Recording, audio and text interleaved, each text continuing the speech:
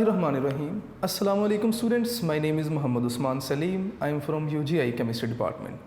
Students, first year chemistry chapter 10 और आज का जो हमारा लेक्चर है that is very important, that is electrochemical series और आप इसे ECS भी कहते हैं. स्टूडेंट्स, चैप्टर 10 में से अक्सर इलेक्ट्रोकेमिकल सीरीज़ और इसकी कोई से दो एप्लीकेशन को एज लॉन्ग क्वेश्चन पूछा जाता है. आपसे क्वेश्चन आता है कि डिफाइन इलेक्ट्रोकेमिकल सीरीज़ और इसके साथ ही साथ आपसे पूछा जाता है कि राइट एनी टू एप्लीकेशंस, या आपको एप्लीकेशन मेंशन कर दी जाती हैं कि आपने फिजिबिलिटी बतानी है या रिएक्टिविटी, जो भी आपको एप्लीकेशन बताई जाएंगी आपने वो एप्लीकेशन बतानी होती है. तो आज का जो हमारा टॉपिक है इलेक्ट्रोकेमिकल सीरीज़, तो हम इस टॉपिक को स्टार्ट करते हैं. इलेक्ट्रोकेमिकल सीरीज़ क्या है, हम इसे किस तरह से डिफ़ाइन करेंगे. तो इसकी डेफिनेशन हम कुछ इस तरह से लिखेंगे कि डेफिनेशन इसकी कि when elements are arranged, when elements are arranged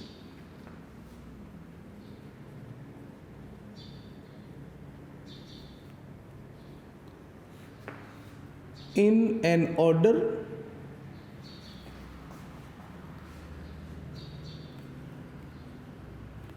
of their standard, in an order of their standard electrode potential.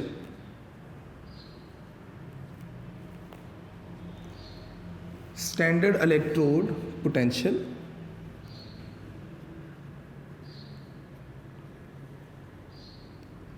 The resulting list.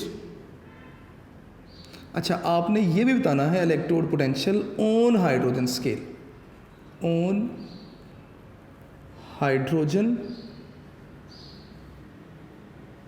Scale. The resulting list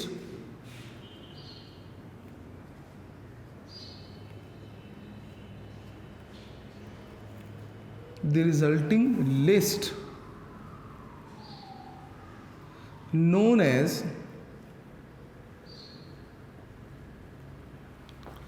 electrochemical series. मैंने शॉर्ट फॉर्म में लिख दिया. Students, ज़रा definition पे गौर कीजिएगा. मैंने लिखा when elements are arranged, इसका मतलब ये एक अरेंजमेंट है एलिमेंट्स की. किस लिहाज से? In an order of their standard electrode potential, यानी कि हम एलिमेंट्स को अरेंज करेंगे on the basis of their electrode potential. कौन सा इलेक्ट्रोड पोटेंशियल? जो कि हमने कैलकुलेट किया होगा ऑन हाइड्रोजन स्केल.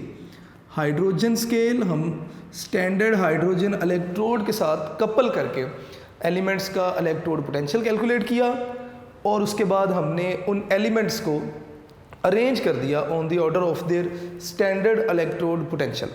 तो इस तरह से जो हमारे पास लिस्ट बनी, जो रिजल्टिंग लिस्ट थी, उसे हमने नाम दे दिया इलेक्ट्रोकेमिकल सीरीज़ का. स्टूडेंट्स, इलेक्ट्रोकेमिकल सीरीज़ पेज 298 पर आप देख भी सकते हैं, जो कि स्टार्ट होगी लिथियम से. लिथियम जिसका इलेक्ट्रोड पोटेंशियल आपको बताया होगा reduction potential that is negative, और मिड में हाइड्रोजन होगा जिसका रिडक्शन पोटेंशियल 0, ऑर्बिट्ररी पोटेंशियल जो है वो 0 है, और एंड होगा एट फ्लोरीन जिसका रिडक्शन पोटेंशियल पॉजिटिव साइन के साथ होगा, आई गेस 2.85 के करीब. तो ये जो पूरी लिस्ट आपके पास एक बनी हुई है, ये इलेक्ट्रोकेमिकल सीरीज़ कहलाती है.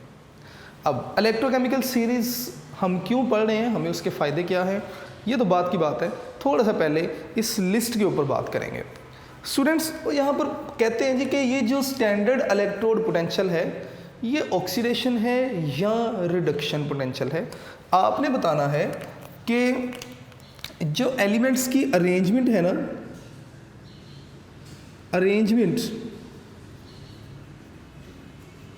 arrangement of elements आपने एलिमेंट्स को अरेंज किया ऑन द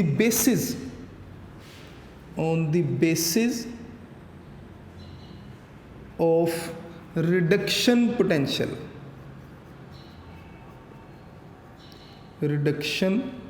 पोटेंशियल। हमने रिडक्शन पोटेंशियल की बेस पे एलिमेंट्स को जो था वो अरेंज किया एज रिकमेंडेड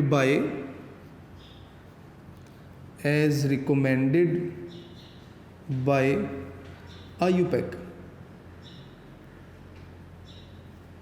आयुपेक ने जो इलेक्ट्रोकेमिकल सीरीज थी उसमें एलिमेंट्स को on the basis of the reduction potential arrange किया।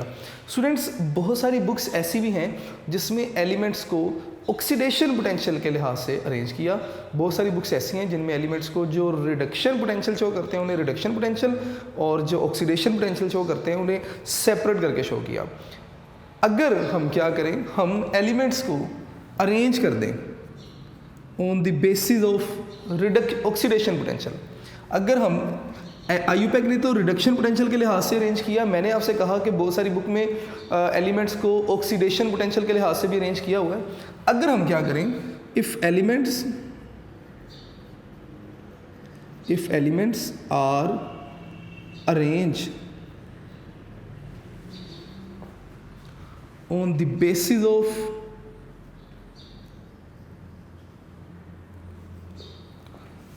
ऑक्सीडेशन पोटेंशियल, अगर एलिमेंट्स को हम अरेंज कर दें on the basis of oxidation potential, तो क्या होगा, जो पोटेंशियल की वैल्यू है ना उसका सिर्फ साइन आप रिवर्स कर देंगे। तो मैं यहाँ पे लिख देता हूँ कि sign of value will be reversed, sign reverse हो जाएगा। फॉर एग्जांपल हमारे पास ना जिंक की अगर हम बात करें, इलेक्ट्रोकेमिकल सीरीज़ में जिंक का जो ऑक्सीडेशन, जो आपके पास रिडक्शन पोटेंशियल है, दैट इज़ कितना है जी, 0.76 वोल्ट नेगेटिव साइन के साथ। अगर हम क्या करें, हम जिंक का ही जो पोटेंशियल है वो रिडक्शन नहीं बल्कि ऑक्सीडेशन पोटेंशियल लिखना चाहें, ठीक है, हम ऑक्सीडेशन पोटेंशियल लिखना चाहें तो कैसे होगा, मैं यहाँ पे लिख देता हूँ कि ऑक्सीडेशन पोटेंशियल कैसे लिखेंगे आप, वैल्यू यही रहेगी, सिर्फ आप क्या करेंगे, साइन चेंज कर देंगे, तो ये जिंक का ऑक्सीडेशन पोटेंशियल होगा। खैर स्टूडेंट्स, कंडीशन क्या होंगी जिन कंडीशंस पर हम रिडक्शन पोटेंशियल जो है वो कैलकुलेट करते हैं, तो मैं यहाँ पे लिख देता हूँ कि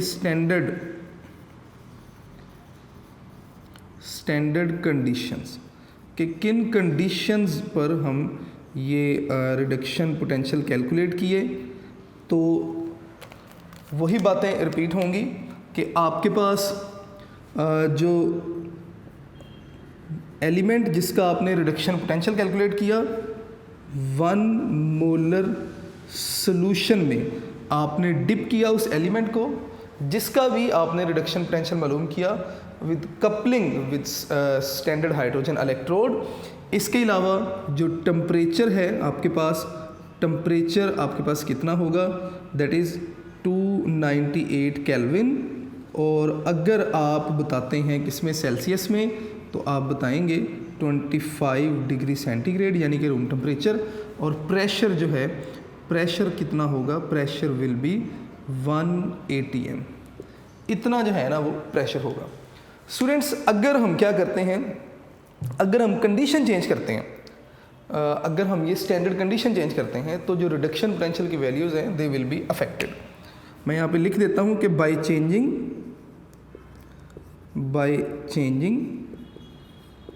स्टैंडर्ड कंडीशंस,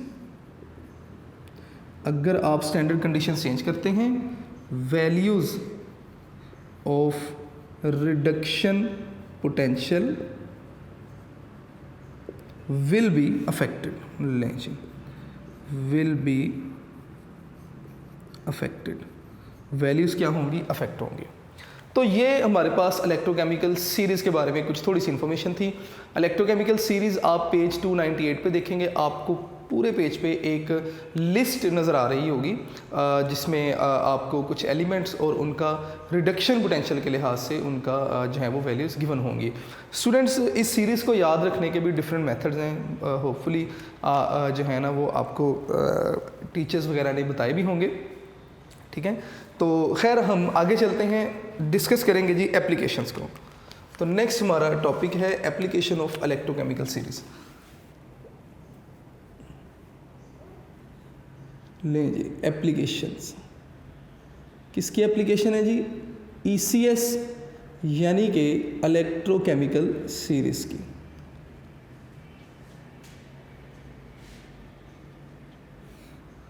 इसकी जो फर्स्ट एप्लीकेशन हम डिस्कस करेंगे that is feasibility of a chemical reaction, कि कोई केमिकल रिएक्शन होगा या नहीं होगा।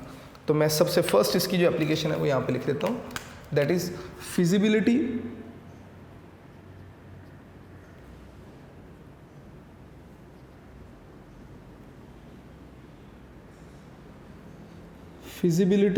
ऑफ a chemical reaction, कि कोई केमिकल रिएक्शन फिजिबल है या नहीं, इलेक्ट्रिकली फिजिबल है या नहीं, कि केमिकल रिएक्शन होगा या नहीं होगा। स्टूडेंट्स, इलेक्ट्रोकेमिकल सीरीज़ हमें हेल्प करती है to predict feasibility of a chemical reaction. मैं यहाँ पे जो बातें लिखूँगा आपने ज़हन नशीर करनी है। मैं यहाँ पे लिखूँगा जी कि ECS help to predict feasibility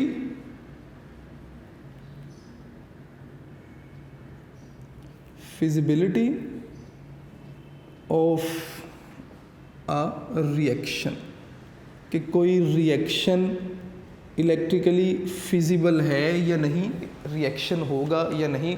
या अगर मैं सादा बात करूं तो हम इलेक्ट्रोकेमिकल सीरीज़ की मदद से ये गैस कर सकते हैं कि हमारे पास कौन सी दो मेटल्स हैं। फ़र्ज़ करें हमारे पास कोई भी दो मेटल हैं, हम ये गैस कर सकते हैं कि किस मेटल को इलेक्ट्रोड, किस मेटल को जो है ना वो एनोड और कैथोड बनाया जाए। और अगर हम दो मेटल्स को अपनी मर्ज़ी से कैथोड एनोड बना देते हैं तो क्या इलेक्ट्रिकली ये फिजिबल होगा या नहीं, केमिकली ये फिजिबल होगा या नहीं, कैसे, ज़रा इस बात को देखते हैं। तो सबसे पहले तो मैं यहाँ पर ना प्रिडिक्शन लिख देता हूँ कि ये प्रिडिक्शन हम करते कैसे हैं। तो मैं हेडिंग यहाँ पर लिख देता हूँ कि प्रिडिक्शन होगी कैसे। आपने बताना है कि अगर प्रिडिक्शन हम करेंगे कैसे, दो तरीके हैं। आपने बताना है कि अगर जो ओवरऑल सेल पोटेंशियल है, मैं यहाँ पे लिख देता हूँ ओवरऑल सेल पोटेंशियल, यानी कि ओवरऑल सेल का जो पोटेंशियल है अगर पॉजिटिव है देन रिएक्शन, तो रिएक्शन फिजिबल होगा, रिएक्शन इज़ फिजिबल।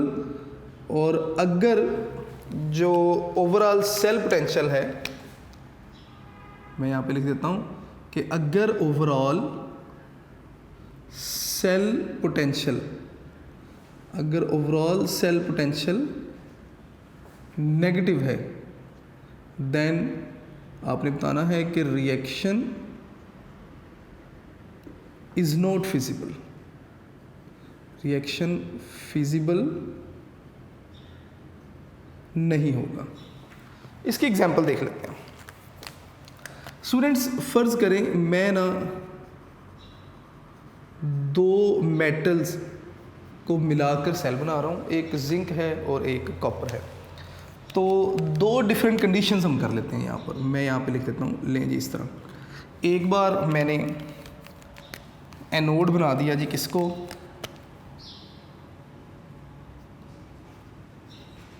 जिंक को, और कैथोड बना दिया किसको, कॉपर को। ले जी, और इसी तरह एक बार मैंने एनोड बना दिया कॉपर को और एक बार मैंने कैथोड बना दिया किसको जी, जिंक को। मेरे पास दो मेटल्स थी, मैं देखना चाह रहा था कि कौन सी मेटल को अगर मैं कैथोड और एनोड बनाऊं तो रिएक्शन फिजिबल होगा। तो अगर मैं एनोड को जिंक बनाता हूं तो मुझे पता है कि जिंक क्या करता है, अपने 2 इलेक्ट्रॉन लूज करता है, Zn+2 की फॉर्म में जाता है +2 इलेक्ट्रॉन। और जिंक का जो ऑक्सीडेशन पोटेंशियल है आपके पास, जिंक का जो ऑक्सीडेशन पोटेंशियल है, देखें मैंने यहाँ पर पहले भी बताया कि जिंक का रिडक्शन पोटेंशियल -0.76 और ऑक्सीडेशन पोटेंशियल +0.76। ये आप ना लिस्ट से यानी कि इलेक्ट्रोकेमिकल सीरीज से भी देख सकते हैं। लिस्ट में जितने भी इलेक्ट्रोड पोटेंशियल हैं वो रिडक्शन है। तो जिंक ऑक्सीडाइज होगा और ऑक्सीडेशन पोटेंशियल क्या होगा, लिस्ट में जो भी वैल्यू लिखी है उसको रिवर्स करके लिखूंगा। तो लिस्ट में लिखा है जी, ECS में लिखा है माइनस, तो मैं प्लस लिखूंगा 0.76। और कैथोड क्या करेगा जी, इलेक्ट्रॉन एक्सेप्ट करेगा, तो मैं लिखूंगा जी Cu+2 इलेक्ट्रॉन कैथोड की रिडक्शन हुई और कॉपर की रिडक्शन हुई और कॉपर सॉलिड फॉर्म में हमारे पास क्या हुआ, डिपॉजिट होना शुरू हो गया। इसके लिए अगर मैं यहाँ पे लिख देता हूँ जी ऑक्सीडेशन था, अगर मैं इसका रिडक्शन पोटेंशियल लिखूँगा तो 0.34 लिखा हुआ है।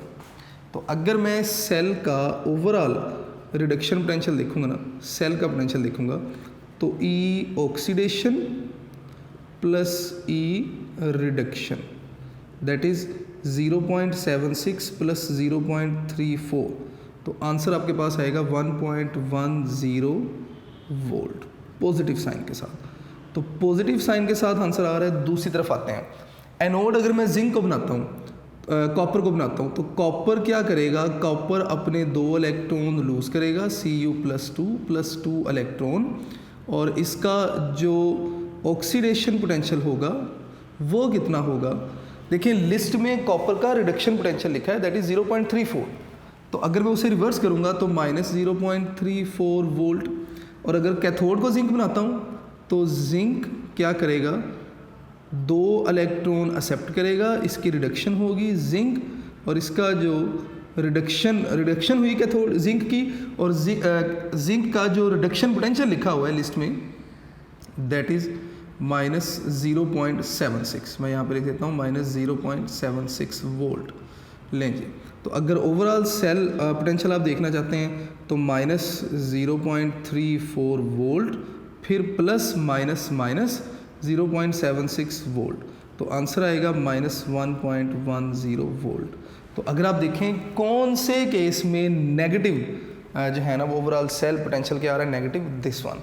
तो ये कंडीशंस फिजिबल नहीं है, दीज कंडीशंस आर फिजिबल, यानी कि अगर आप जिंक का एनोड बनाएंगे और कॉपर का कैथोड बनाएंगे तो तब सेल रिएक्शन होगा, अगर आप ये कंडीशन रखेंगे तो सेल रिएक्शन नहीं होगा। स्टूडेंट्स इसी तरह नेक्स्ट अगर आप एप्लीकेशन देखेंगे, मेजरमेंट ऑफ नेक्स्ट आपके पास आ जाएगा जी कि मेजरमेंट हमने करनी है किसकी, EMF की।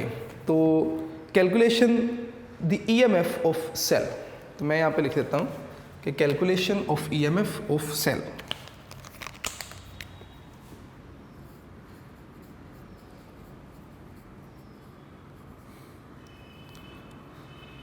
EMF of cell. Students EMF क्या है, इलेक्ट्रोमोटिव फोर्स, यानी कि अगर आप इलेक्ट्रॉन्स को बैटरी के नेगेटिव टर्मिनल से बैटरी के पॉजिटिव टर्मिनल से नेगेटिव टर्मिनल तक भेजते हैं तो उसके लिए बैटरी को एनर्जी जो देनी पड़ेगी दैट विल कॉल्ड EMF।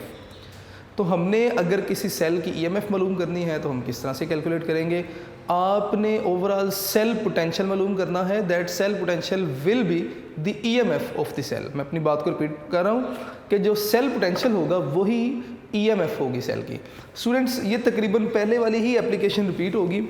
आपने याद रखना है कि इलेक्ट्रोकेमिकल सीरीज़ में जो ऊपर वाली मेटल है ना, जो मेटल ऊपर आ रही है उससे आप हमेशा एनोड बनाते हैं और नीचे वाली मेटल को हम क्या बनाते हैं, कैथोड।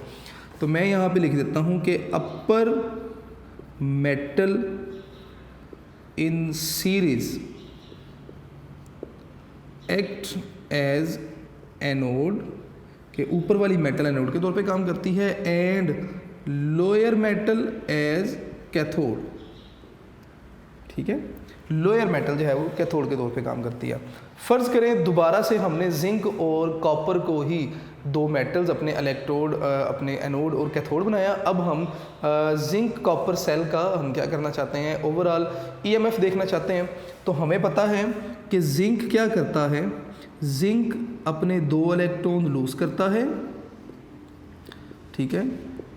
कहाँ पर, एनोड पे। मैं यहाँ पे लिख भी देता हूँ, एनोड पर जिंक अपने 2 इलेक्ट्रॉन लूज़ करता है और जिंक का ऑक्सीडेशन हुई तो जिंक का जो ऑक्सीडेशन पोटेंशियल है दैट इज़ माइनस नहीं बल्कि प्लस 0.76 वोल्ट। इसी तरह कैथोड पर क्या होता है, कैथोड पर कॉपर सॉल्यूशन में से 2 इलेक्ट्रॉन लेगा और क्या करेगा, कॉपर मेटल की फॉर्म में जाएगा, कॉपर की ऑक्सीजन रिडक्शन हुई और इसका रिडक्शन पोटेंशियल हमारे पास जो इलेक्ट्रोकेमिकल सीरीज़ में गिवन है दैट इज़ 0.34 वोल्ट।